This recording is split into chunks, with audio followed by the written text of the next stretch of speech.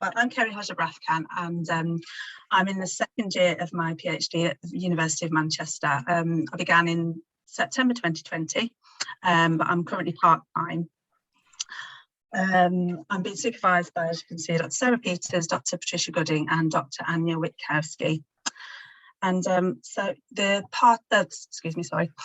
title of my PhD project is Developing Participant-Informed Methods for Acceptable and Safe Research into Suicidal Experiences. And I know the title of this room is Depression and Suicide, but just in terms of content warning, I do talk about suicide quite a lot throughout the slides, just to be aware. So first of all, I would like to give you a very brief overview of the project, the studies that are planned and the overarching aim. I want to talk about the participant population I've chosen to focus on and the rationale for that. I'm going to highlight some of the gaps I've identified in the literature and subsequent research questions. And then I want to talk about the first qualitative study I'm about to undertake and the methods I'll use.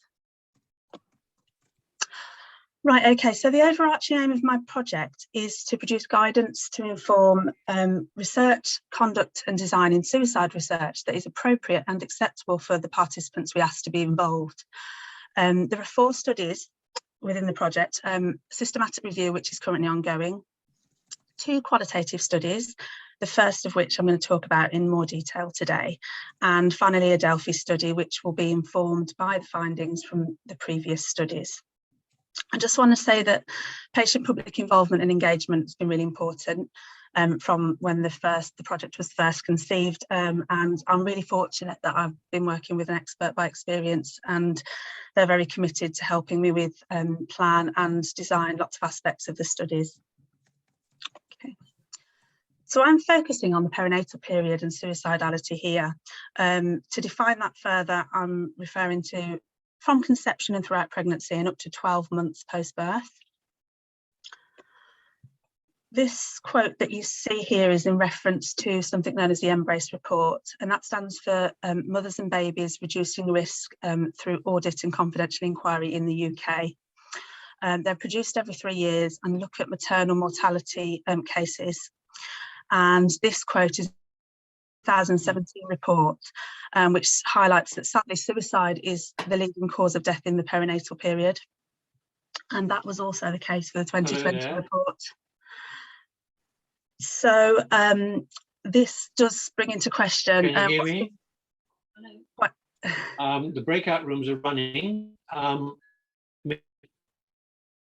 See which room would you like to go to, Karen? Okay, I'll just. Sorry, Stuart, we can hear you in our breakout room. Can you? Your full name, Karen, is? What? No, it's. Sorry about this. Stuart. Oh, here we go. So you want to go to depression and suicide? Yes, please. I was on earlier, but for some reason I put off. Sorry about that. Stuart. So if you go to the breakout rooms, you can go to join. All done? Okay. Okay. Sorry about that, Kerry. No problem. Shall I carry on? Yes. I'm going to try to mute Stuart. Just give me 1 second. I've just done that. I've muted him. Okay, perfect. Right, thank you. Right, I'll carry on. Sadly, it is a leading cause of death in this period, and there has been sort of a contention that maternity has a protective factor against suicide, but this is perhaps more complex than it seems. Okay, so much of the research in this population about suicide has been about prevalence, risk factors, and correlates of suicidality, with some important findings that, for example, suicidal methods tend to be more violent in perinatal women than in non-perinatal women, and also that the perinatal period is a particular time of risk for women with severe mental illness. You can see from this sort of long list of risk factors of suicidality that, as with other populations, in the perinatal period, there are numerous factors often at play, and they can be quite complex too. To move on and talk about suicidal ideation, to define the term, obviously it's one that's widely used, but can cover a spectrum of phenomena, from somebody having fleeting thoughts of not being here through to somebody who might have persistent ideas of ending their own life with serious intent to do so and a plan. Obviously it's a burden for the individual, but it's also associated with the strongest risk factor for suicide attempts too, and also with negative outcomes for children in terms of poorer mother-infant bonding and negative outcomes for emotional and cognitive development. Suicidal ideation in the perinatal period is more prevalent than in non-perinatal women. A recent meta-analysis found that it had an 8% occurrence in perinatal women versus 4.8% in non-perinatal women. And interestingly, this was moderated by the type of assessment tool used to measure suicidal ideation. And this is perhaps some of the explanation as to why, for example, you can see in pregnancy it's been found to be between 33%, because there is such a wide variation of measures that are used to look at suicidal ideation research. But however, in the perinatal population, most commonly depression screens, such as the patient health questionnaire and the Edinburgh postnatal depression scale. Now, both of these scales use a single question to inquire about suicidal ideation, and you can see those in the box on the screen. So the PHQ-9 asks, over the last 2 weeks, how often have you been bothered by any of the following problems? Thoughts that you'll be better off dead or of hurting yourself in some way. And the EPDS inquires about the last 7 days. The thought of harming myself has occurred to me. And this can be problematic for several reasons, asking this sort of question on a depression scale. As you can see, they're worded quite differently and may offer limited information about the suicidal ideation that person is experiencing, and isn't recommended to assess suicidality using a single item only. Women may have suicidal ideation but may not be experiencing depressive symptoms. So in a clinical setting, they may not even be screened for suicidal ideation if they're not screened for depression. So the gaps identified were that there is a lack of empirical population and also a lack of suicide-specific measures being used both in clinical and research settings. And we might find it difficult to involve more women directly in suicide research if we don't understand how to ask about them, how to ask them about their suicidal experiences and how to support them in doing this. So on that basis, the research questions I identified for the qualitative work are validated suicide measures appropriate for use and acceptable to women in the perinatal period? What's the impact of taking part, and how can researchers optimise their well-being when they do take part? There are 2 qualitative studies planned under this title you see here at the top, and I've highlighted the word women because this is the first study and it focuses on the views of women as opposed to healthcare professionals. Acceptable brief self-report suicide measures are in perinatal populations, and to look at the impact of participating. I plan to recruit a sample of 40 women who are currently in the perinatal period and have had suicidal experiences at some point in the past, and I'll recruit through NHS services, or women might self-refer into the study. So I'll put this up here just to give you this figure to show you how we plan to collect the data. So 2 time points. The first time point, we're going to use a procedure known as the 3-step test interview, which was conceived to test questionnaires. It's composed of 3 different steps: a concurrent think aloud, a follow-up interview, and a semi-structured interview. And I will go into more detail about those on the next few slides. 1 week later, I'll send out an online survey to collect qualitative data. This is to explore how the participant felt since taking part in the 3-step test interview, to look at the impact of participation. Okay, so the concurrent think aloud is the first step in that 3-step test interview. And this is where we'll ask participants to complete 4 different brief suicide self-report measures. As you can see them listed at the bottom of the slide. They are between 4 and 6 items long, so quite brief, and they look at different dimensions of ideation, behaviour and intent. And we'll also ask them to do the Edinburgh postnatal depression scale at the same time. Now in this, what happens is they complete the measures, it's audio recorded, and we ask them to say out loud what they're thinking as they're doing this.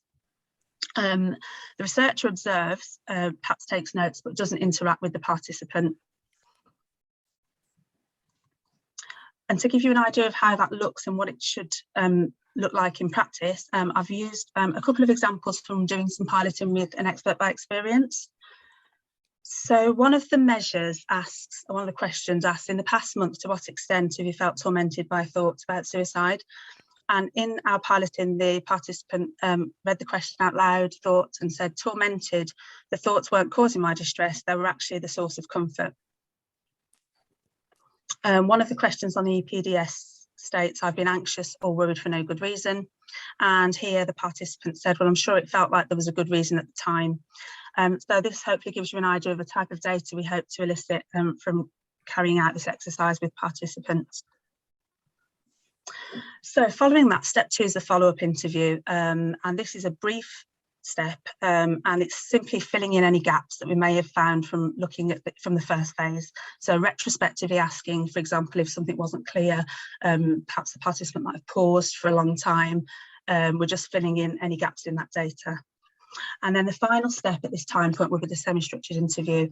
Here I'll use a topic guide to probe more deeply about the experience of completing the questions, thoughts about the specific questions, perhaps the language that was used, how relevant the participant felt these questions were to their own experiences. And that concludes that data collection point. And as I said previously, a week later, we send out the online survey to look at the impact of taking part in the preceding week. So in summary, ethical research methods ought to be appropriate and acceptable for the participants we ask to be involved. And sadly, suicide is a leading cause of death in perinatal women, but there is a lack of empirical suicide research in this population. This qualitative study will investigate using suicide questionnaire measures with this population, and we hope to begin recruitment within the next few weeks. And hopefully with the other PhD work, we'll highlight what's appropriate in terms of methods and practices to use in perinatal suicide research. Thank you for listening, and thank you to Mental Health Research UK and to my supervisors for their support, and any questions I'm happy to answer. Thanks. Thank you, Kerry, and well done about getting through the interruption. So would you perhaps you could take your slides down? Would that be okay? Yeah. So we've got about 5 minutes for questions. Please use the hand, the automatic hand under reactions. I wanted to ask the first question, if there's no other questions, and that is, do you know what proportion of women in the perinatal period who become suicidal have severe mental illness? No, I'm afraid I don't know the statistics on that, unfortunately. But we do know that looking at the sort of the research that's been done, they are by far the highest risk group of women who may go on attempt. And to be clear, though, the methodology that you're aiming to develop is for research in the first instance, rather than for clinical application. Is that right? Yes, and I think the thing is, it felt as though the two had to go hand in hand in terms of when we looked at what's going on clinically. It seems that research, it can't. The two go hand in hand. Obviously, as you know, we can't ask women if it's not been talked about in clinical settings. In terms of from primary care, from midwifery perspective, then it sort of needs to go hand in hand. Really, being able to ask those questions in both settings. Yes. But yes, primarily for research purposes. Claire, you have your hand up. Yes, Kerry, I really enjoyed that presentation, so thank you very much. You mentioned that in terms of recruiting participants, that women could self-refer, and I wondered how that was going to happen, how they would know about the study, etc. So could you just explain that a little bit? Yes, yes, of course. Yeah, we plan to advertise in posters within the clinical settings as well as through clinicians. So they may just see them and sort of jot down, have a look at the details, and then self-refer without going through their healthcare professional.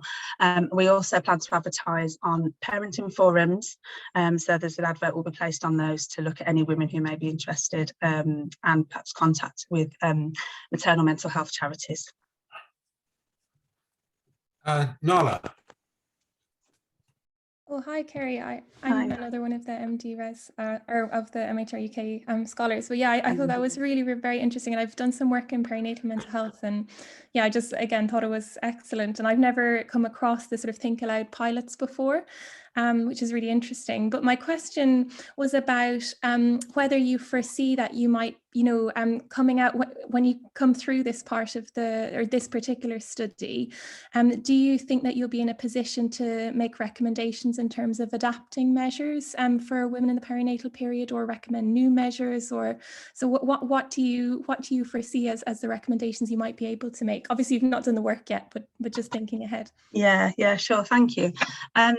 Yes, I mean, I would hope that it might be, recommendations certainly. Obviously, we're a little bit of a way off the development of new measures. And I think there is some work ongoing actually, where people are looking at perhaps, because it is something that comes up time and time again, that the measures just aren't there or they're not being used. And I think from the work that I'm doing, recommendations certainly, and I think really looking at the overview of the PhD, that is the overall aim, and we might be able to pick out sort of certain factors or certain types of language that we might be able to use, or what that might be relevant in the perinatal period that may not be relevant within other populations. So I was a bit awfully, I don't know. I think that for the non-clinical people here, it might. I mean, and I may have got this wrong, but I think it's worth contextualizing this. I mean, childbirth is supposed to be a happy period, and often women who have just given birth are often usually being managed by nurses and midwives. And the question, I think some of this is about finding ways of making it acceptable for them as well as the patient, and finding the right language to approach. Absolutely. Things that might, to many people seem right out of left field at that, at the time of life, and that's what you're trying to. That's the challenge that you've set yourself, and that's why it's important work. Absolutely, yeah. I think that's spot on, because and which is why we really thought it was important to carry out that second study with healthcare professionals. Yes. And so I've done some piloting with healthcare professionals. And I think there's going to be some, some really interesting data around that and how it's approached, because it does need to be within a conversation between those two people, as well as, before we can bring it into research settings. Yes. Okay, any more questions? Okay. Well, that was great. Thank you very much. And once again, well done. It was a very good talk and under difficult circumstances, but it'll prepare you for presenting at conferences where people stroll in and out at all inconvenient times and answer their phones and all sorts of antisocial things. Okay, so well done.